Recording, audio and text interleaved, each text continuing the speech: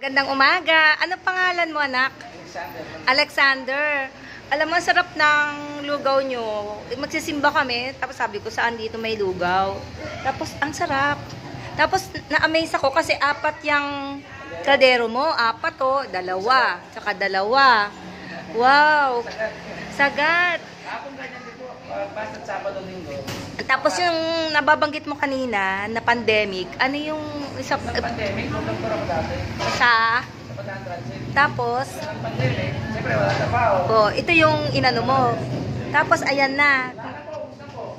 Oh, ibig sabihin ibig sabihin nung nag-pandemic, ganito nang inano mo. Tapos ngayon, yung apat na kaldero na yan, ilang oras? Bukas ako 5:30. 5:30. 3 hours. Oo. So, ito yung garahe. Garahe na ginawa. Wala akong dining dito eh. Oh, pero walang dine-in. Ito lang. Walang dine-in talaga. Kaya wala akong makuk dyan, wala akong ano.